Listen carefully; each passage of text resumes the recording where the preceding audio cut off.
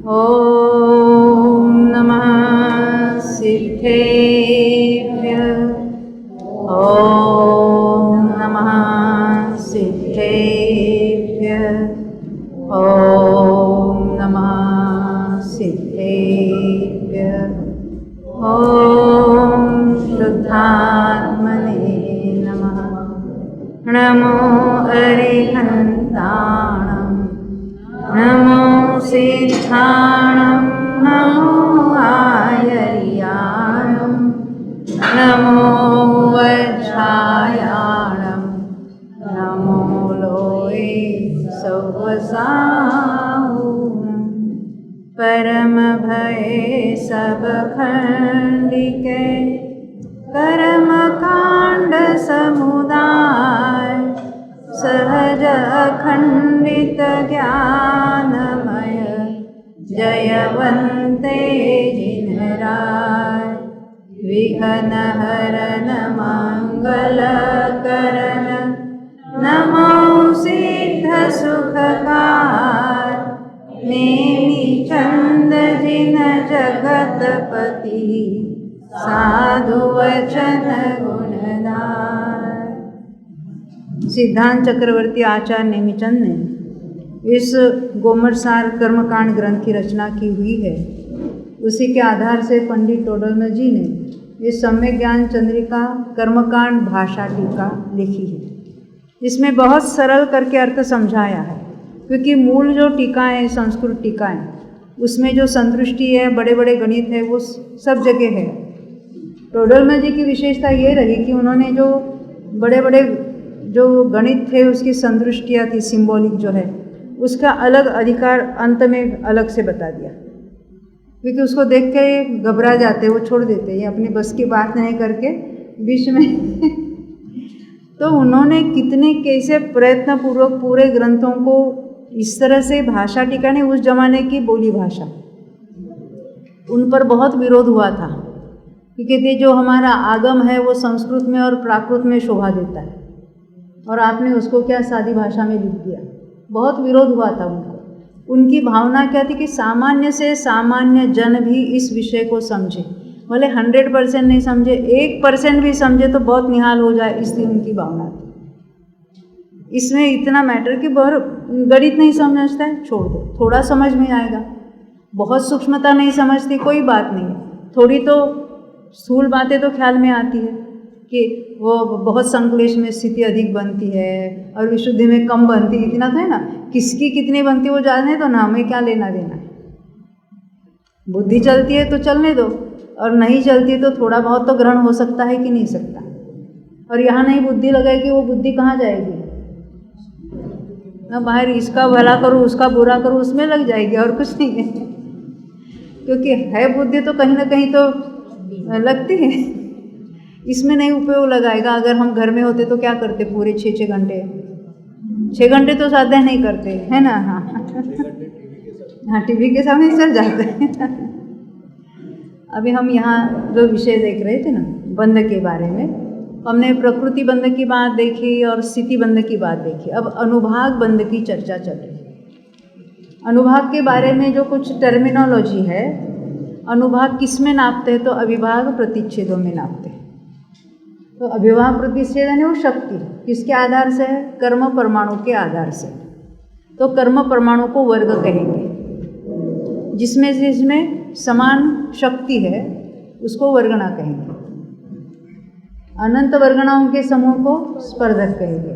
ऐसे स्पर्धक भी अनंत होते हैं। यहाँ तक तो हमने बात देखी थी। अब वो स्पर्धकों के जो नाम वगैरह लेके समझाएंगे वो बात हम बाद में देखेंगे।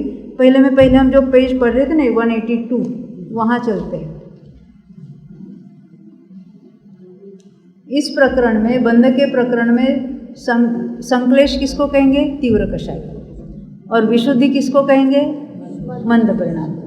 कहीं कहीं शुद्ध भाव को यानी वीतरागता को भी विशुद्धि कहने में आता है कहीं कहीं।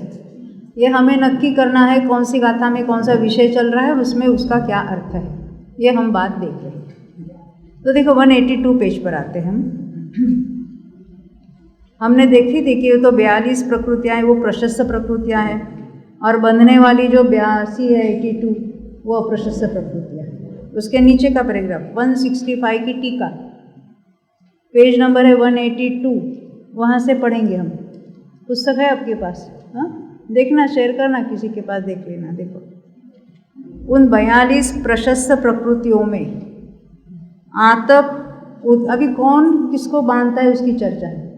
आतप, उद्योत, मनुष्यायु, तिर्यंचायु, इन 4 प्रकृतियों का तीव्र अनुभाग बंध, ये कैसी प्रकृति है? प्रशस्त है। तो उसका अधिक अनुभाग कौन करेगा? विशुद्धि वाला करेगा। परंतु भी इन प्रकृतियों का कौन करेगा? तो विशुद्ध मिथ्या दृष्टि के होता है। अब जो यहाँ अनुभाग की बात चल रही है, मनुष्यायु और तिर्यंचायु की मैक्सिमम स्थिति कितनी है? 3 पल्ले। तो इन देखो, इन कर्मों में किसमें कितना अनुभाग है आयु में वगैरह, वो हम नहीं समझ सकते।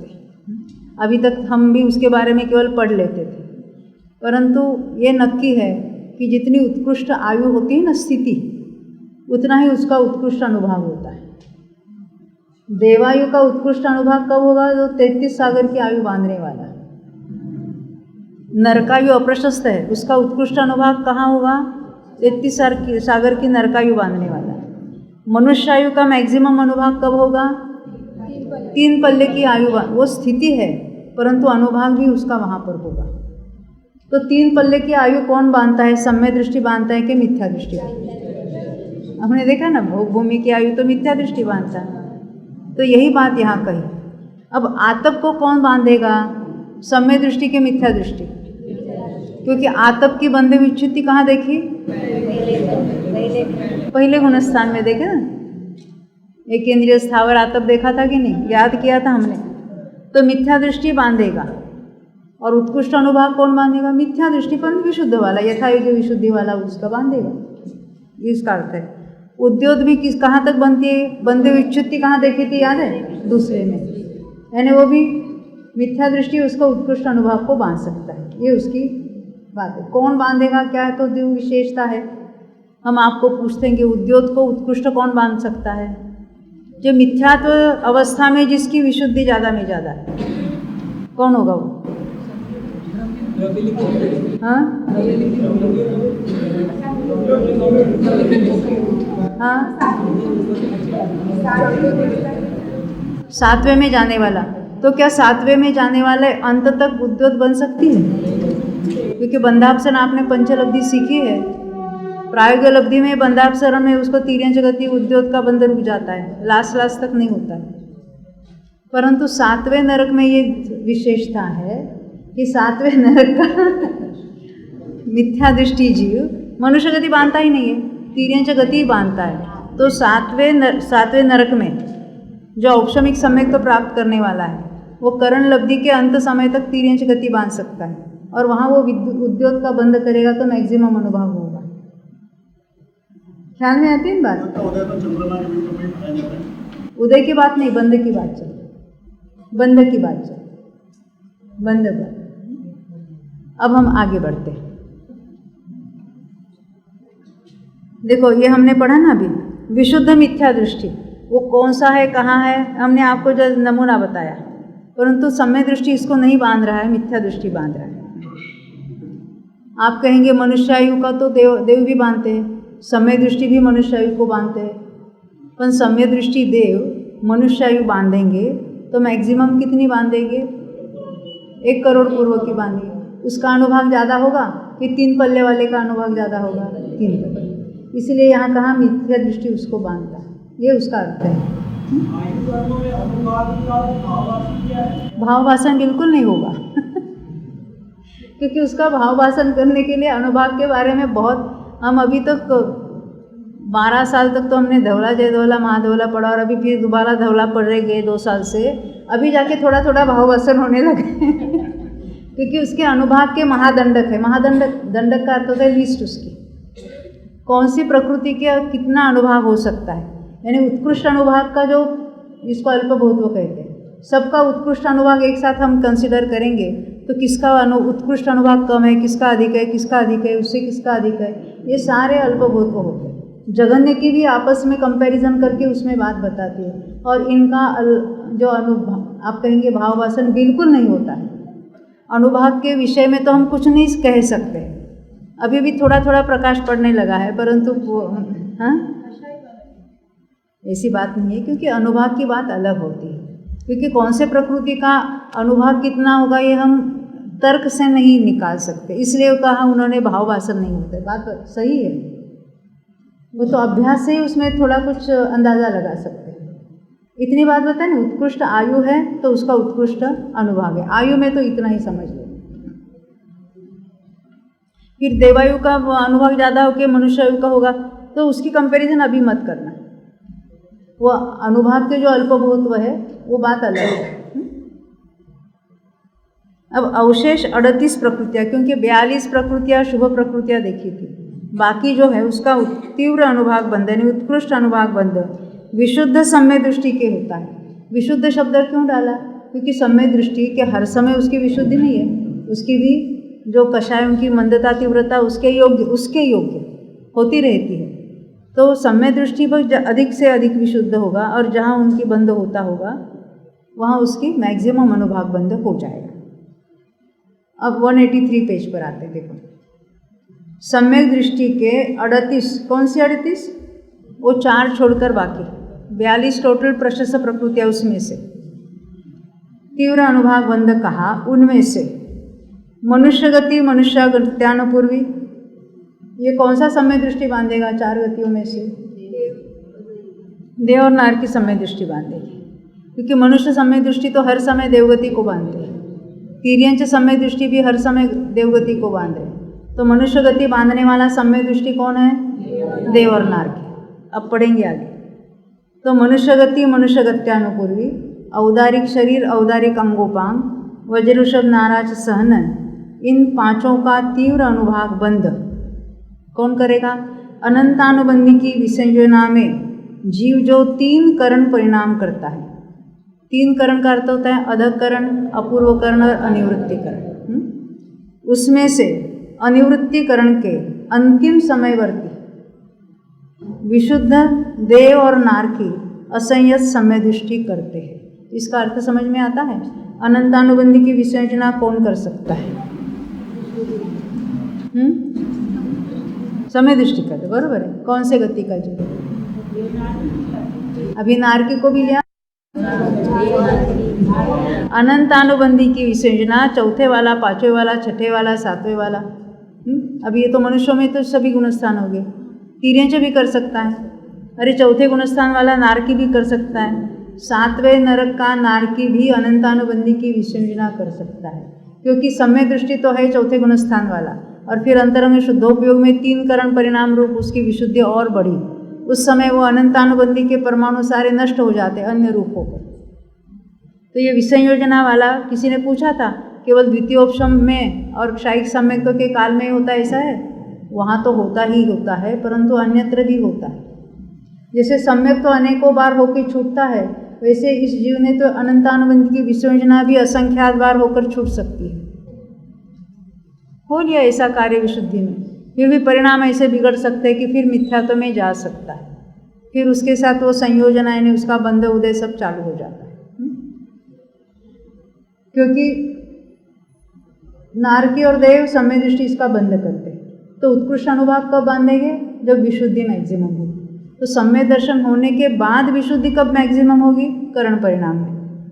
तो देव और नार की करण परिणामों में क्या करेंगे? दर्शनों की क्षपना तो नहीं करेंगे, श्रेणी तो चढ़ेंगे नहीं, तो क्या करेंगे?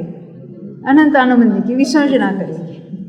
उस काल में करण परिणामों में उसकी विशुद्धि मैक्सिमम है, इसलिए करण परिणाम का अंतिम समय लिया, इसलिए वहाँ का अनुवृत्तिकरण का अंतिम समय लिया। अभी आगे बढ़ते।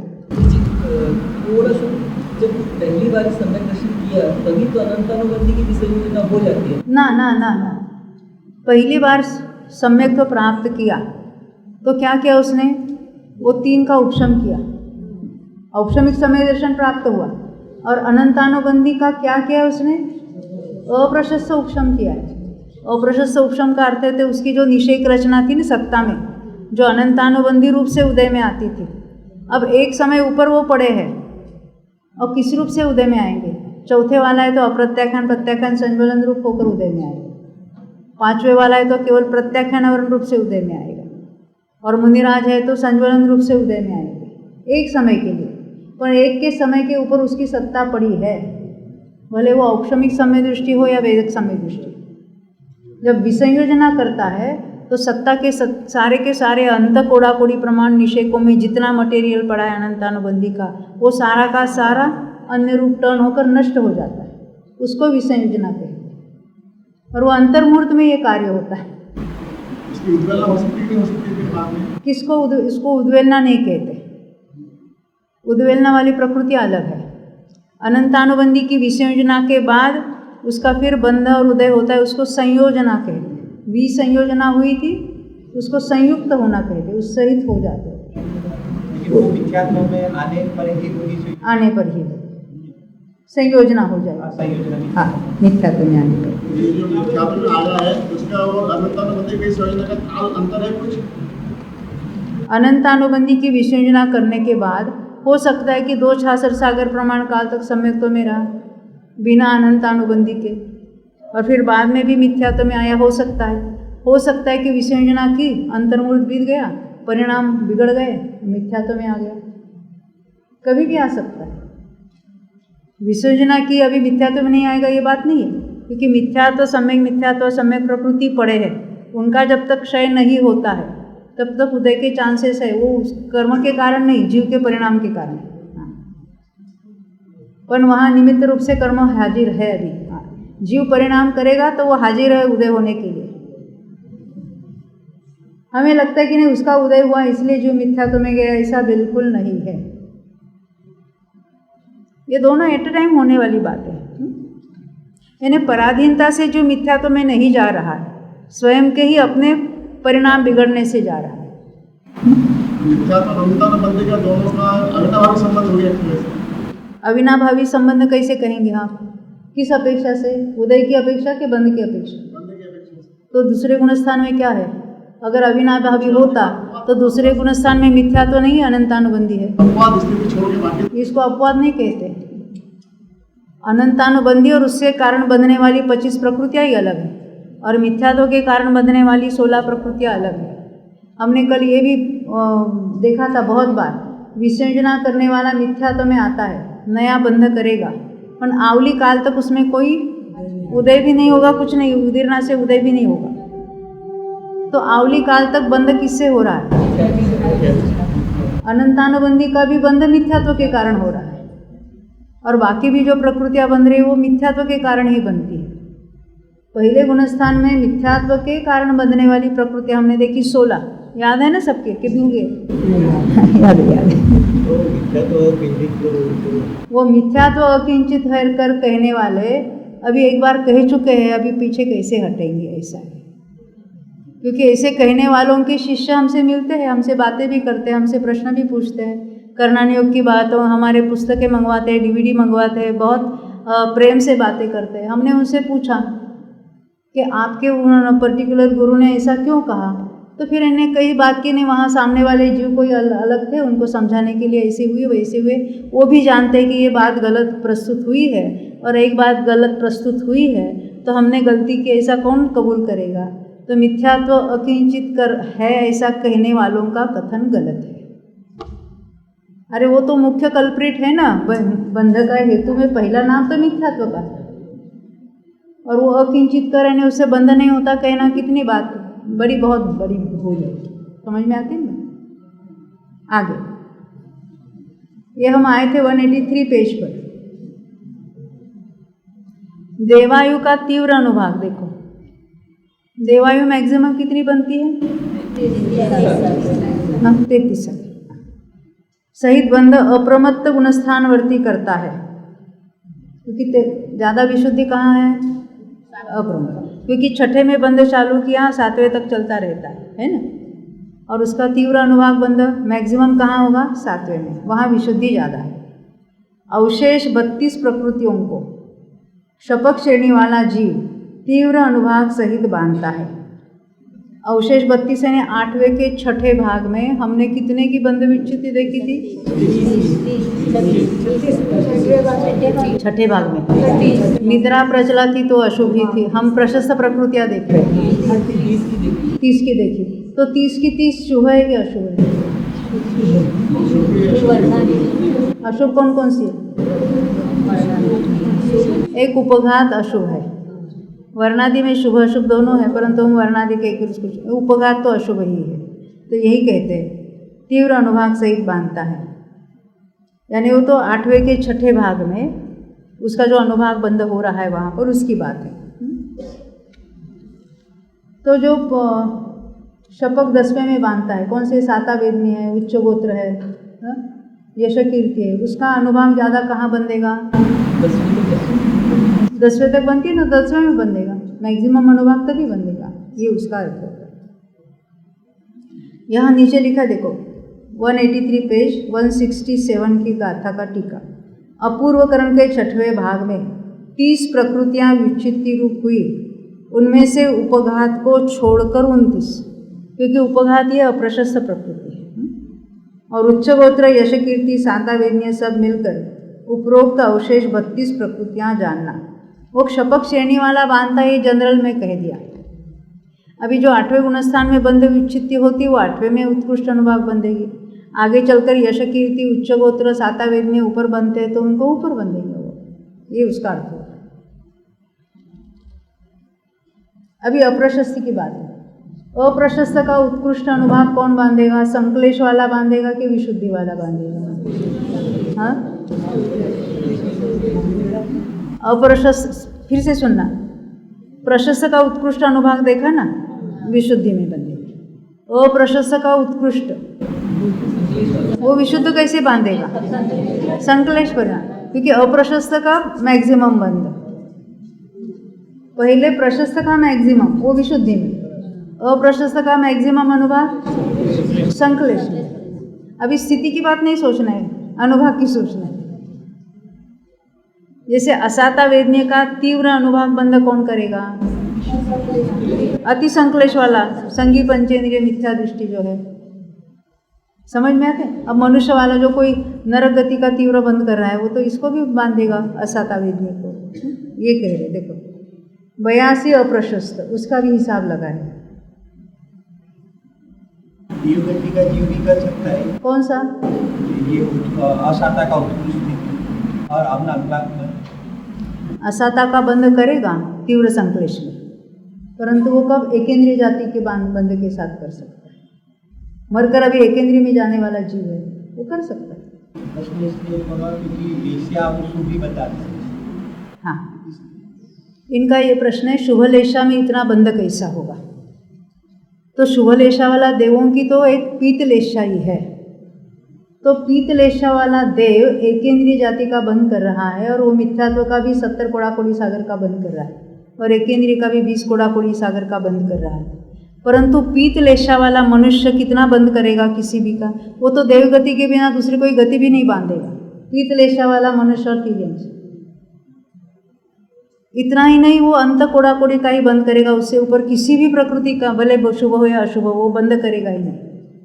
पीत लेशा की बात छोड़ो, कपोत लेशा वाला उसकी बात छोड़ो, नील लेशा वाला कोई भी मनुष्य और तीर्यंश अंत कोड़ाकोड़ी से ऊपर बंद करता ही नहीं। ये बात बहुत गजब की है, फिर से सुनना।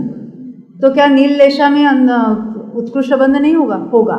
नारकी नील लेशा वाला वो 70 कोड़ाकोड़ी का बंद कर सकता है, पर मनुष्य 70 कोड़ाकोड़ी का बंद कृष्ण लेशा में करेगा।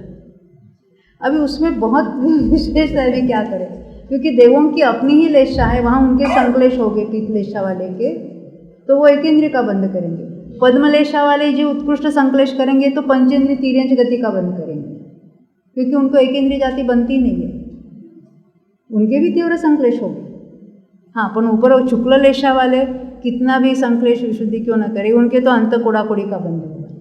अभी लेशा का प्रकरण भी बहुत जुदा है, उसमें बंध किसको क्या होता है, इसके लिए कहते हैं ना, जो हमने इन जनरल बात कर रहे हैं, जिसको मार्गणा कहते हैं। मार्गणा का अर्थ समझते हैं ना, हमने मार्गणा कितनी देखी थी, याद है?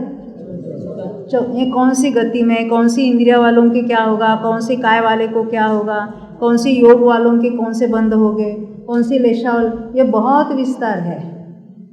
इसमें भी बहुत सारी बातें हमने वो विस्तार छोड़ दिया है, क्योंकि पूरी पुस्तक करने के लिए तो एक भाग करने के लिए कम से कम 150-200 घंटे चाहिए, है ना।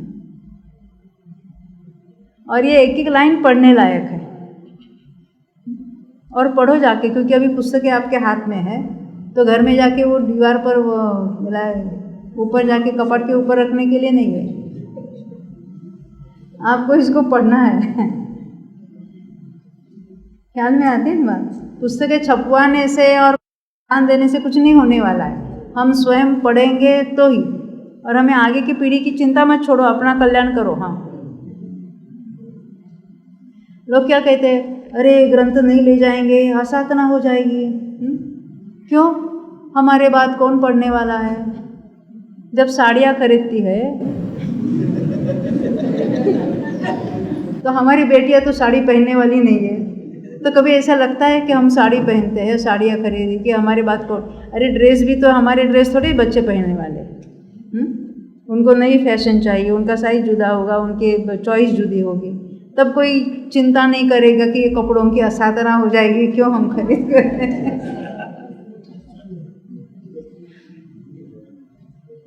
ये शास्त्र के बारे में असाधना होती, हमको नहीं चाहिए, नहीं चाहिए, ऐसा करते हैं, ये अपना ही अकल्याण कर रहे हैं।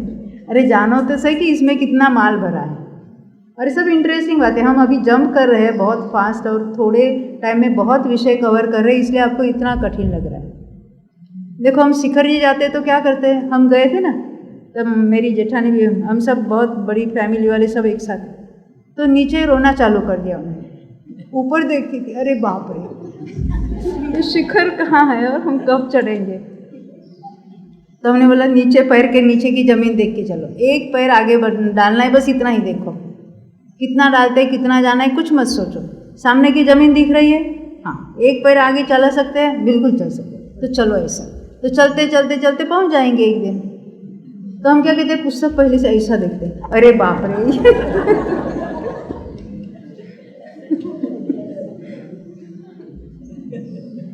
एक एक लाइन पढ़ो ना, अभी अक्षर से पहचान है ना, कुछ नहीं समझ में आए तो बहुत सारी अभी तो साधन उपलब्ध है और समझ में आ जाएगा, क्यों नहीं समझ में आएगा। हाँ, जिसमें रुचि होगी या जो बारंबार पढ़ेंगे तो उसकी समझ में भी आ जाएगी बात। चलो आगे बढ़ते, देखो ये पेज नंबर 183 पर हम पढ़ रहे थे। देखो,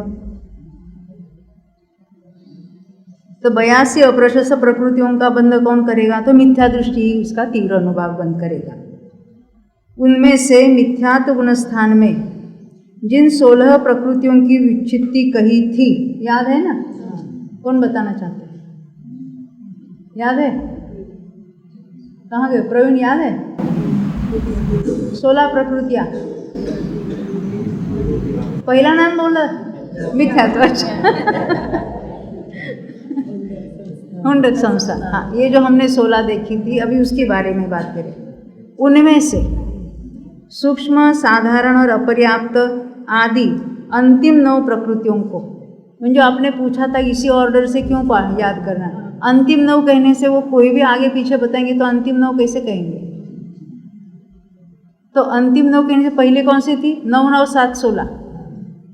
अंतिम 9 का अर्थ थे पहले 7 को छोड़ो। पहले 7 कौन बताएगा? मिथ्यात्व, मुंडक संस्थान, नपुंसक वेद, असंप्राप्त सुपाठ, एकेंद्रिय, स्थावर और आत्मा। इनको छोड़कर बाकी कौन सी है? सूक्ष्म, अपर्याप्त, साधारण, द्विंद्रिय, तीन्द्रिय, चतुरिंद्रिय, नरगति, नरगत्यानुपूर्वी, नरकाली। हाँ, ये अंतिम 9 प्रकृतियों को संक्लेश परिणाम युक्त मनुष्य और तिर्यंच, ऐसा क्यों कहा? देव और नारकी क्यों नहीं कहा? क्योंकि देवों को सूक्ष्म प्रकृति बनती नहीं, अपर्याप्त का बंध कभी करते ही नहीं है। देव न साधारण, इन्हें निगोद, देव कोई मरकर निगोद में नहीं जाएगा, डायरेक्ट की बात है। हाँ, वो बादर पर्याप्त एकेंद्रिय में जन्म ले सकता है। हम क्या कहते हैं, वो ग्रेवेक गया और वहाँ से निगोद में डायरेक्ट कोई नहीं जाएगा। ग्रेवेक के मरकर मनुष्य ही बनेंगे नियम से। समझ में आती है बात? कालांतर से जा सकते हैं। तो इन प्रकृतियों का बंध करने वाले कौन है?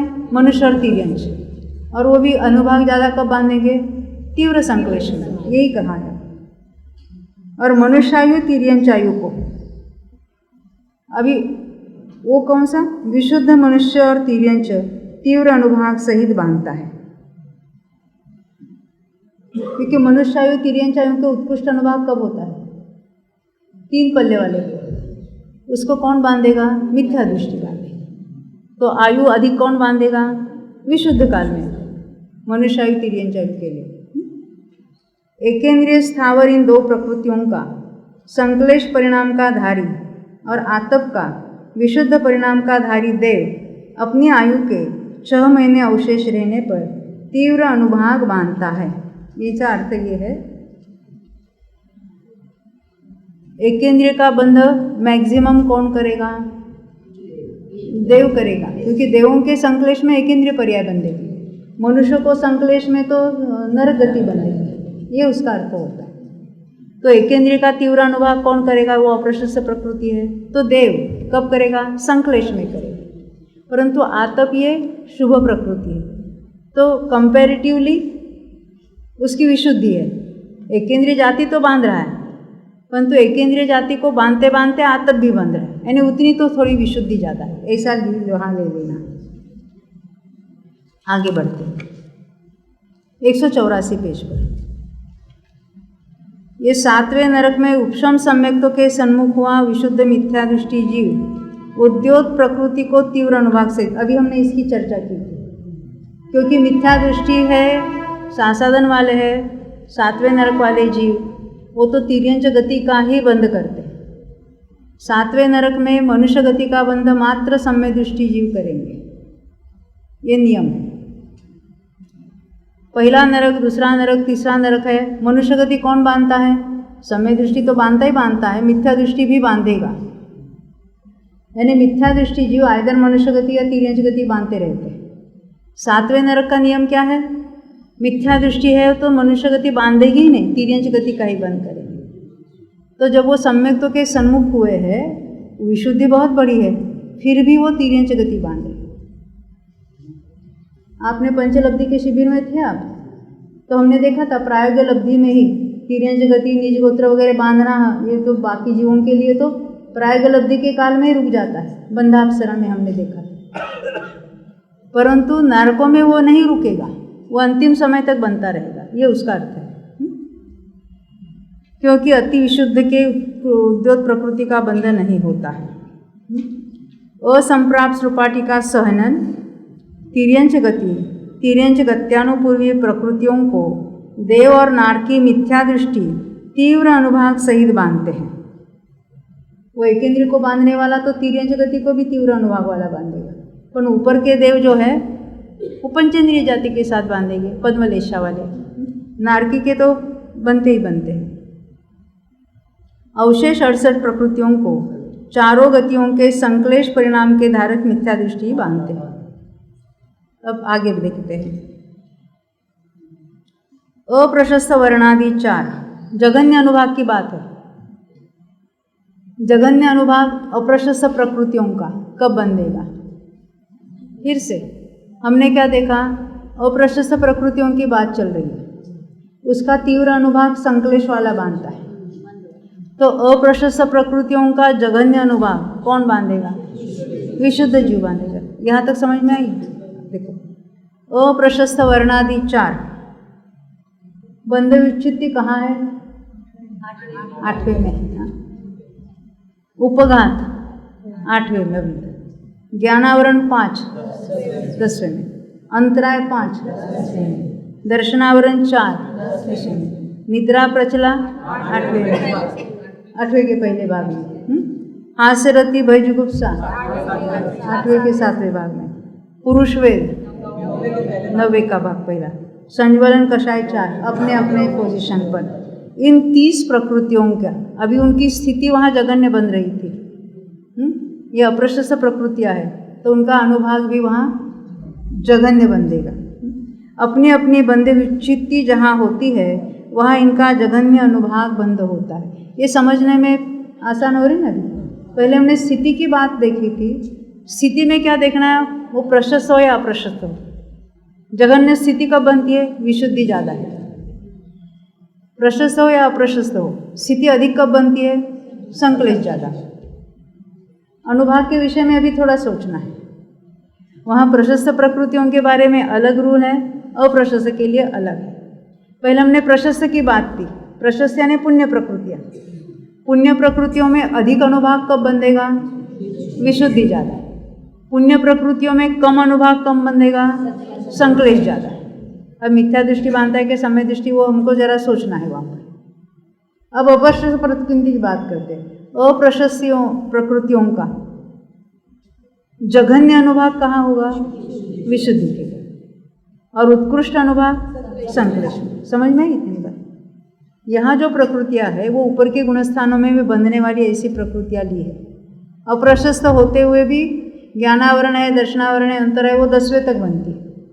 तो वहाँ उनका अनुभाग कैसे बंधेगा? मिनिमम होगा, जघन्य होगा। ये उसका अर्थ होगा। आगे बढ़े।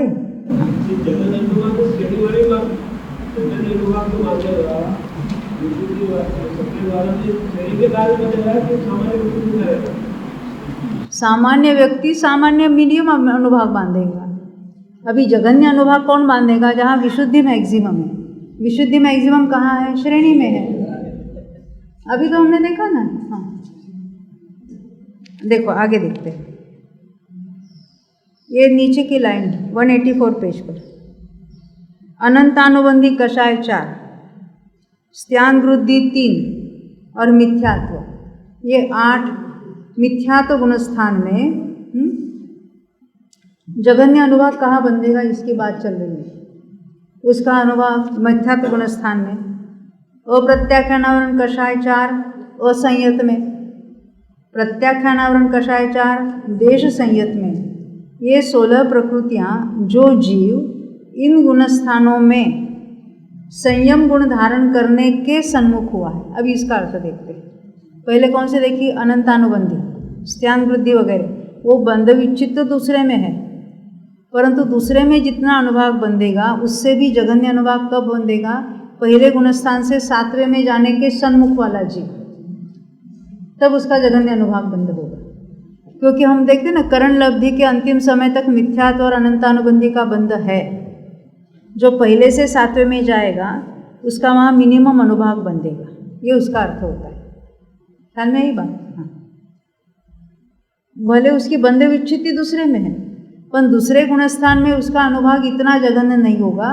जब पहले से 7वें के सन्मुख वाला जीव उसका अनुभाग हो, उससे भी जघन्य बांधेगा। ये उसका अर्थ होता है। दूसरे कौन से देखे? अप्रत्याख्यानावरण 4, उनका जघन्य अनुभाग बंध कब होगा? 4थे से 7वें में जाने वाले के सन्मुख जीव को। प्रत्याख्यानावरण का कब होगा? 5वें से 7वें में जाने वाले के होगा। अब नीचे के पैराग्राफ 172। आहारक द्विक प्रशस्त प्रकृति है। कौन से गुणस्थान में बनती है? 7वें और 8वें में। हाँ, इसलिए प्रमत्त स्थान के सन्मुख हुए संक्लेशी अप्रमत्त विरोध। अप्रमत्त विरोध को क्या कहा? देखो, संक्लेश विशुद्धि ये भी वैसे तो रिलेटिव टर्मिनोलॉजी है। जैसे 7वें गुणस्थान वाला जब 6ठे में आने के सन्मुख है तो 7वें के जो उसके परिणाम है वो अधिक संक्लेश वाले हैं ना, क्योंकि अभी 6ठे के सन्मुख हुआ है। 7वें में से कोई मिथ्यात्व में तो जाता नहीं है डायरेक्ट, 7वें से तो 6ठे में ही आता है। तो तब उसके परिणाम कैसे है? संक्लेश। उस समय वो आहारक का बंध कैसे करेगा? प्रशस्त प्रकृति है, स्थिति ने अनुभाग जघन्य बंधेगा। और आहारक द्विक का उत्कृष्ट अनुभाग कौन करेगा? 8वें में जब दंड विच्छित्ति होती है तब, क्योंकि वहाँ विशुद्धि ज़्यादा है तो शुभ प्रकृतियों का अनुभाग भी वहाँ उत्कृष्ट होगा। जघन्य कब होगा? 6ठे के सन्मुख वाला 7वां गुणस्थान वर्ती। पुनश्च सूक्ष्म अपर्याप्त साधारण ये 3, द्विंद्रिय तीन्द्रिय चतुरेंद्रिय ये 3, देवद्विक नरकद्विक वैक्रिकद्विक ये 6 और आयु 4, ये 16 प्रकृतियाँ मनुष्य और तिर्यंच के जघन्य अनुभाग सहित बनती है। देखो, क्योंकि सूक्ष्म अपर्याप्त और साधारण को बांधने वाला यह अप्रशस्त प्रकृतियाँ है, उसका जघन्य अनुभाग कब होगा? अति संक्लेश में उत्कृष्ट होगा। उसका जघन्य यथा योग्य विशुद्धि। यथा योग्य विशुद्धि क्यों? जब तक वो बनती है तब तक उसको कहेंगे, जहाँ नहीं बनती उसकी बात नहीं। जैसे हम प्रायोगिक लब्धि में जो है, हमने वो बंधापसरण के स्थान देखे थे, कहाँ तक कौन सी प्रकृतियाँ बनती है और फिर बंध से अपसरण होता है, वहाँ जाके उसका जघन्य अनुभाग बंधक हो जाएगा। अब आगे बढ़ते हैं नीचे। उद्योत और औदारिक द्विक, ये देव और नारकी के जघन्य अनुभाग सहित बनती है। वहाँ उद्योत प्रकृति अति विशुद्ध परिणामी देव के तो बनती नहीं है। क्यों नहीं बनती है? हाँ, वो तीर्यंच गति के साथ बनती है और उसकी बंध विच्छुत्ति कहाँ है? दूसरे गुणस्थान में ही है। हाँ? तो परंतु जैसे पहले गुणस्थान से चौथे में जाने वाला जो, वो तो बांध सकता है कि नहीं? तीर्यंच गति और उद्योत कब तक बांधेगा? वो जो हमने बंधापसरण की चौथी स्थान देखे थे ना, उसी में उसके बंध रुक जाएगा। यानी सम्यक्त्व के सन्मुख अवस्था में तीर्यंच गति को नहीं बांधेगा, मनुष्य गति को बांधेगा। तो अभी हमने देखा था ना, नारकी, 7वें नरक का नारकी, वो अनिवृत्तिकरण तक भी अंतिम समय तक तो तीर्यंच गति उद्योत बांध सकता है, वहाँ उसका बंध होगा। तो संक्लेशी के जघन्य अनुभाग सहित बनती है क्योंकि उद्योत प्रकृति प्रशस्त है। अभी तीर्यंच गति, तीर्यंच गत्यापुरी, नीच गोत्र, ये 7वें नरक में विशुद्ध जीव के जघन्य अनुभाग सहित बनती है। और स्थावर एकेंद्रिय 2 प्रकृतियां नारकी को छोड़कर 3 गति वाले जीव, उत्कृष्ट संक्लेश और उत्कृष्ट परिणाम से रहित, विशुद्ध परिणाम से रहित मध्यम परिणामी जीव के जघन्य अनुभाग सहित बनती है। क्योंकि उत्कृष्ट संक्लेश वाला तो उत्कृष्ट अनुभाग बंद करेगा, तो मध्यम वाला लिया। विशुद्ध वाला इसलिए नहीं लिया, विशुद्ध में एकेंद्रीय जाति क्यों बांधेगा, इसलिए मध्यम परिणाम वाला लिया।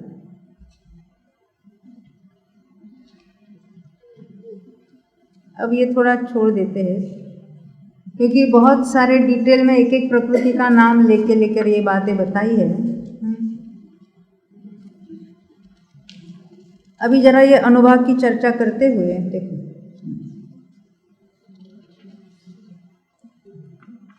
हमें ये चार्ट समझना है। आपके पास है ना 13 नंबर का चार्ट, ये कौन सा नंबर लगा है? 13 ही है ना? हाँ, कोई बात नहीं। पेज नंबर निकालना है आपका 189, 100। देखो वो अनुभाग किसे कहते हैं वो तो हमने देखा था। लास्ट पैराग्राफ को पढ़ना है। पहले अनुभाग किसे कहते वो प्रश्न का उत्तर देने के लिए वो समझा रहे हैं। देखो मिला सबको? पेज नंबर 189, 180 की टीका। घाती कर्म, ज्ञानावरण, दर्शनावरण, मोहनी और अंतराय की शक्ति अर्थात स्पर्धक। हमने देखा ना, अनुभाग हम अंशों में गिनते हैं, अविभाग प्रतिच्छेदों में। फिर परमाणुओं को, कर्म परमाणुओं को वर्ग कहते हैं। समान अनुभाग वाले परमाणुओं के समूह को वर्गणा कहते हैं। एक एक से बढ़ती हुई वर्गणाओं के समूह को स्पर्धक कहते हैं। अब अनुभाग तो स्पर्धकों में गिनेंगे क्योंकि एक एक वर्गणा का और वहाँ कहाँ तक हिसाब लगाएंगे, हम स्पर्धक कहेंगे।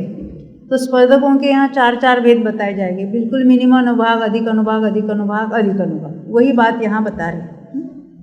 देखो ये जो घाती कर्म है, चारों घाती कर्म, ये नाम सबके लिए वही हो, सबका अपना अपना अनुभाग अलग, सबके अपने अपने परमाणु अलग अलग है, पर नाम सबके लिए वे ही के वे ही लेंगे। तो उनके स्पर्धक कैसे कैसे?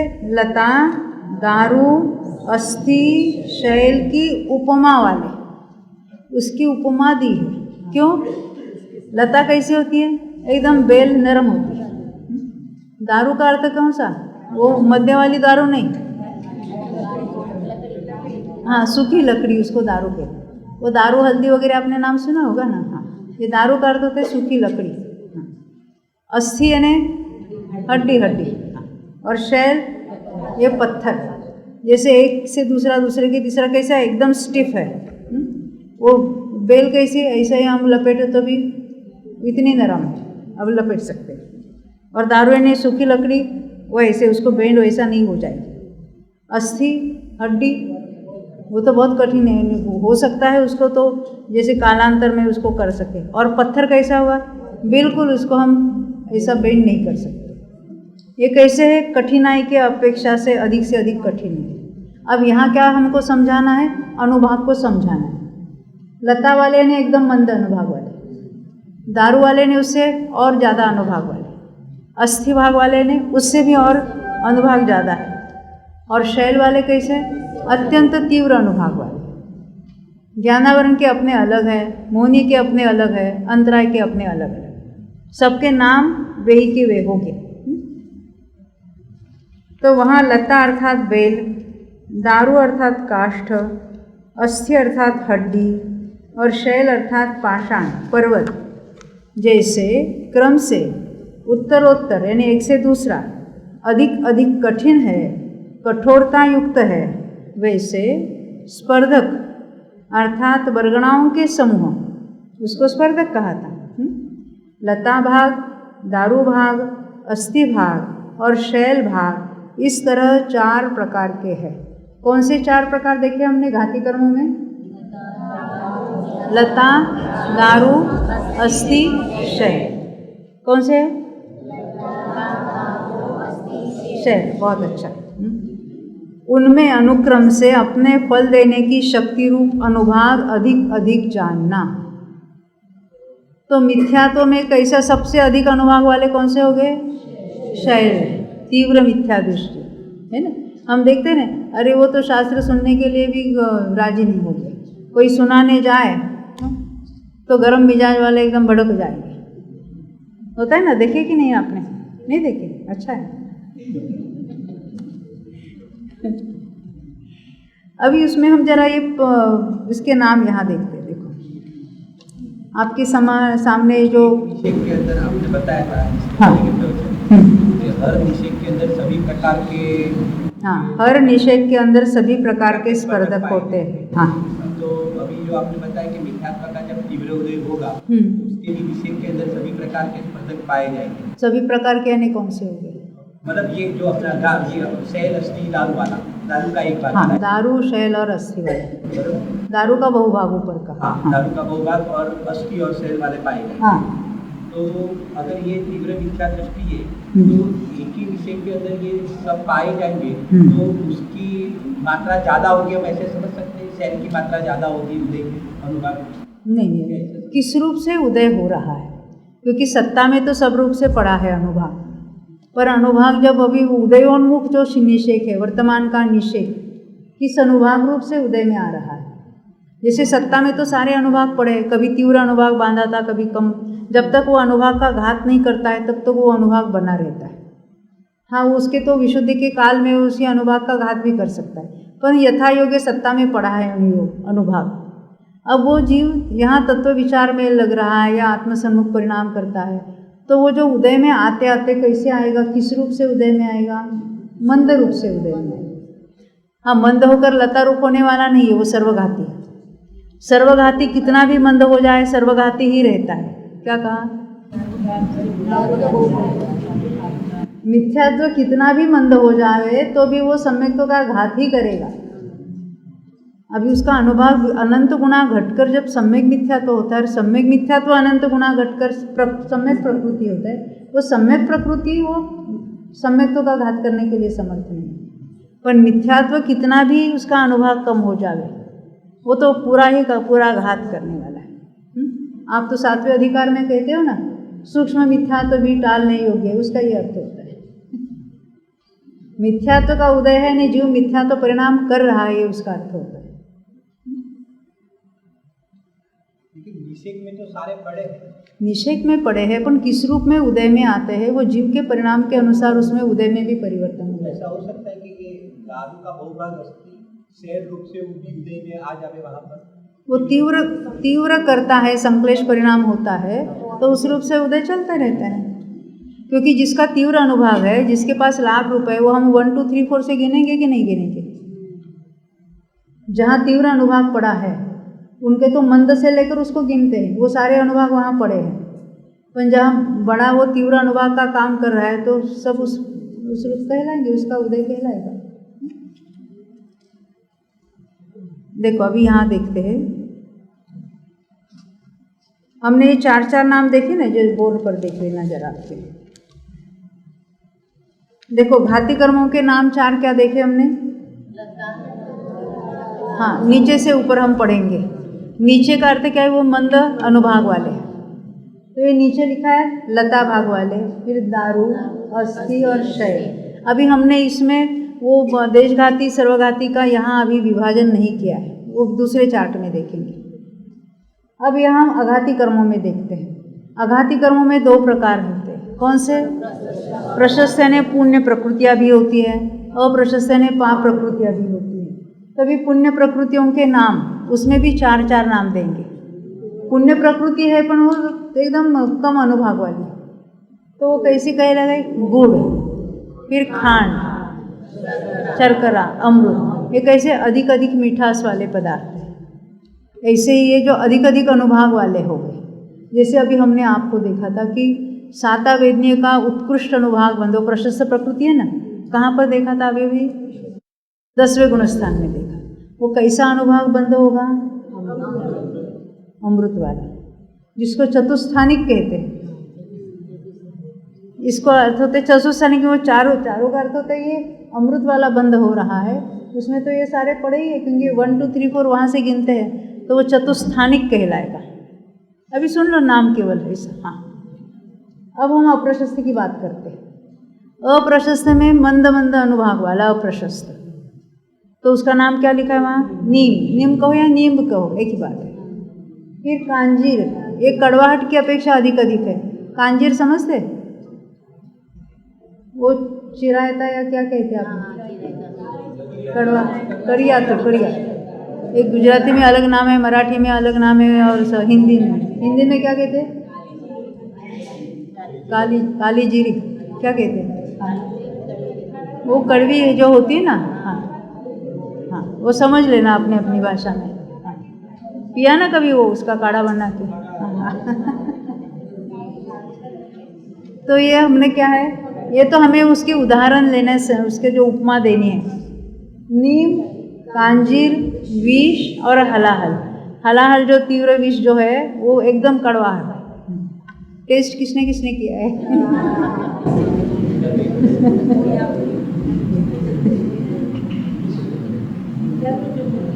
तो ये उसके नाम है, किसके? अघाती के, अप्रशस्त कर्मों के। यहाँ तक बात होगी। अब थोड़ा आगे बढ़ते हैं। देखो उसमें भी वो त्रिस्थानिक द्विस्थानिक की बात आने वाली है।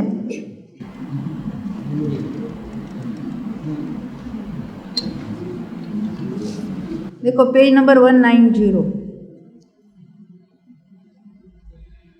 अभी इसमें भी हम 190 पेज पर जो सेकंड पैराग्राफ है ना, वहाँ से पढ़ेंगे। वहाँ अभी ये जो घाती कर्मों के अनुभाग कौन कौन से थे? लता, दारू, अस्थि, क्षय। हाँ, लता भाग से लेकर दारू भाग के अनंतवें भाग तक, क्योंकि दारू भाग वाले भी 2 4 5 स्पर्धक नहीं है, अनंत होते हैं। तो अनंत में से नीचे का अनंतवां भाग, जैसे 100 को हमने 10 से भाग दिया, तो 10वें भाग की वैल्यू कितनी? 100 के 10वें भाग की वैल्यू 10, और बहुभाग की वैल्यू 90। वैसे अनंत स्पर्धक है, उसको अनंत का भाग दिया, तो जो एक भाग है वो एक भाग कहेंगे, और बाकी रिमेनिंग भाग बहुभाग। तो यहाँ क्या कहते? देखो लता भाग से लेकर दारू भाग के अनंतवें भाग तक जो स्पर्धक है वे देशघाती है। देखो अभी यहाँ स्पर्धकों की बात है, पहले हमने प्रकृतियों की बात देखी। यहाँ थोड़ा उपयोग लगाना, क्या कहते हैं? पहले हमने देशघाती प्रकृति कौन सी, सर्वघाती कौन सी देखा था, याद है?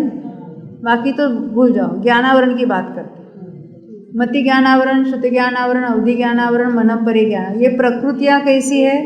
देशघाती। और सर्वघाती प्रकृति कौन सी है? केवल ज्ञानावरण। अब यहाँ क्या कहते? देखो जो स्पर्धक है वे देशघाती है।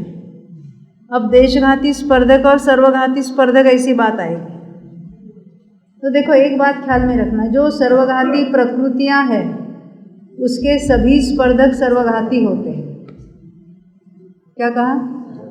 जो सर्वघाती प्रकृति है, जैसे केवल ज्ञानावरण सर्वघाती है, मिथ्यात्व सर्वघाती है, तो उसके स्पर्धक कैसे हो गए? सर्वघाती। अब जो देशघाती प्रकृति है, कौन सी? मति ज्ञानावरण की बात करते हैं, वो स्पर्धक कैसे? ये प्रकृति कैसी है? देशघाती।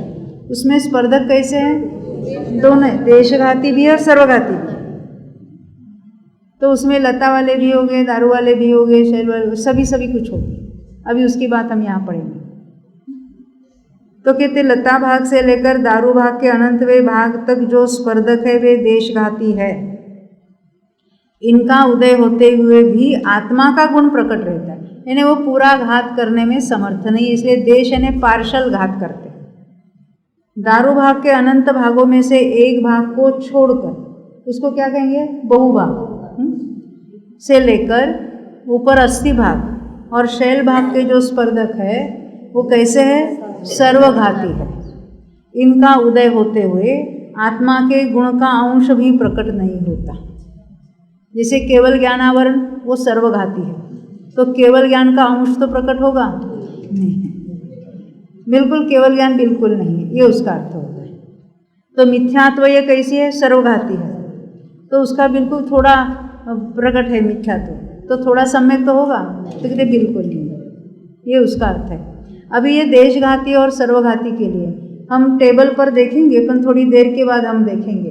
अभी तो अपना समय होता है, थोड़ा घात कम करेंगे, थोड़ा आराम करेंगे, फिर देखेंगे इसको। बोलो 2400 भगवान।